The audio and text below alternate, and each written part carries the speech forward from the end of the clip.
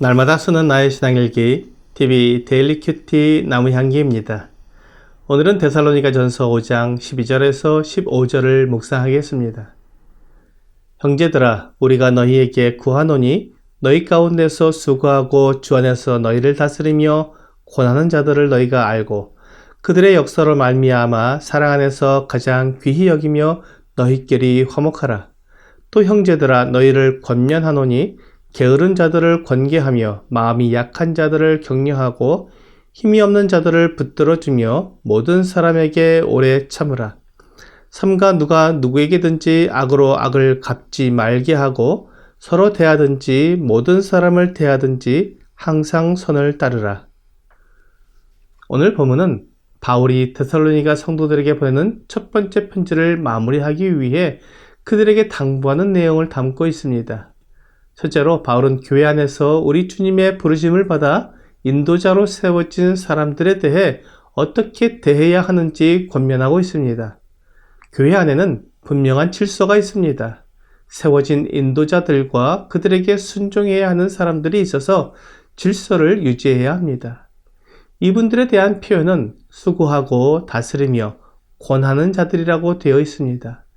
이 세상에서 교회를 세워나가기 위해 하나님께서 부르신 사람들입니다. 그들은 교회를 돌보고 필요를 채워주며 교회 안에서 있어서는 안 되는 악한 일이 일어났을 때 바로잡고 잘못된 가르침이 들어오면 올바로 가르쳐서 교회가 정상적으로 성장하도록 돕는 사람들입니다. 그렇기 때문에 그런 사람들을 알아주라고 말씀하고 있습니다. 그들이 하는 수고와 섬김을 인정해 주라는 것입니다. 그들에게 순종하고 그들의 가르침을 따르며 인도자들을 중심으로 교회를 이루어 나가라는 것입니다.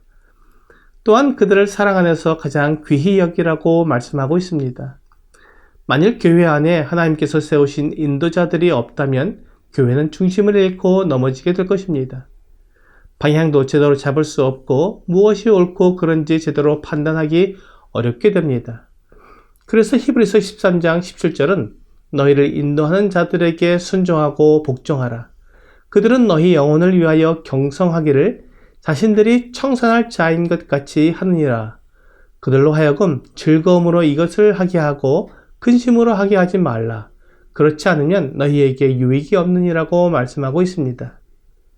젊은 사람들은 교회 안에 이러한 인도자들이 없어도 얼마든지 잘 해낼 수 있다고 생각합니다. 그래서 자기를 높이고 인도자들에게 순종하지 않으려고 합니다. 나도 이 정도는 할 수 있다고 자기를 내세웁니다. 하지만 성경은 하나님께서 교회에 세우신 장로들에게 젊은이들은 순종하라고 말씀하고 있습니다.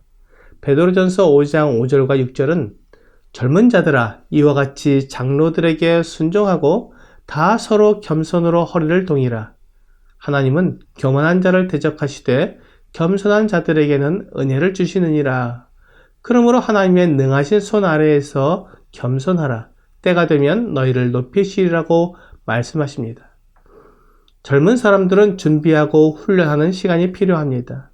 그리고 때가 되면 하나님께서 젊은 사람들을 높이셔서 그들도 교회 안에서 인도하는 일을 하도록 맡기십니다. 그런데 그런 과정을 무시하고 무조건 자기를 내세우게 되면 하나님께서 보시기에 교만하기 때문에 그들을 대적하십니다.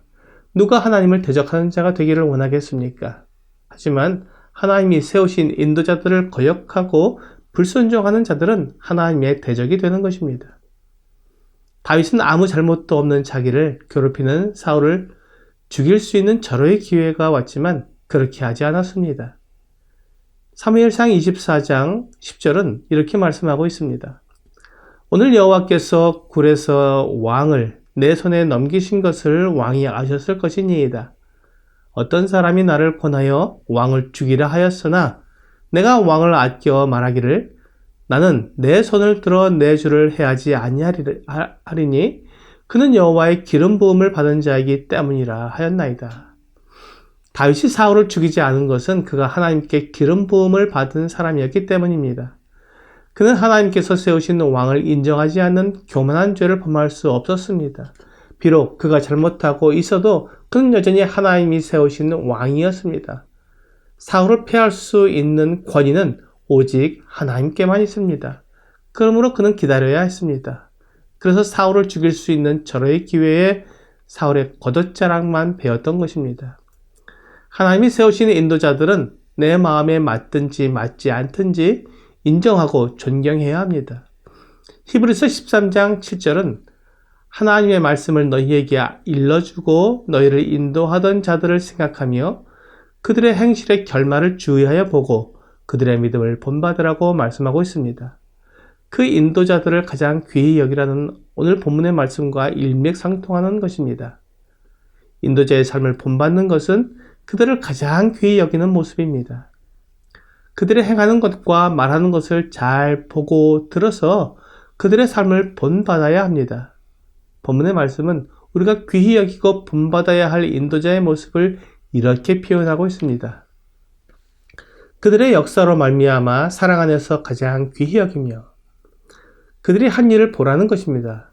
이것을 히브리서는 그들의 행실의 결말을 주의하여 보고라고 말씀하고 있습니다. 하나님이 세우신 인도자들은 하나님께 받은 사명을 최선을 다해 이루어야 합니다.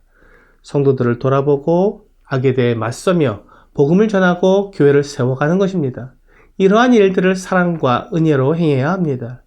주장하거나 권세를 부리는 것은 올바른 태도가 아닙니다. 이와 같이 하나님께서 맡기신 사명을 잘 감당하여 교회를 세우고 성도들을 세운 인도자들에 대해 가장 귀히 여기라고 말씀하는 것입니다. 이제 성도들은 서로를 도와야 합니다. 게으른 자들을 권계해야 합니다. 또한 마음이 약한 자들을 격려해야 합니다. 힘이 없는 자들은 붙들어주고 모든 사람에게 오래 참아야 합니다.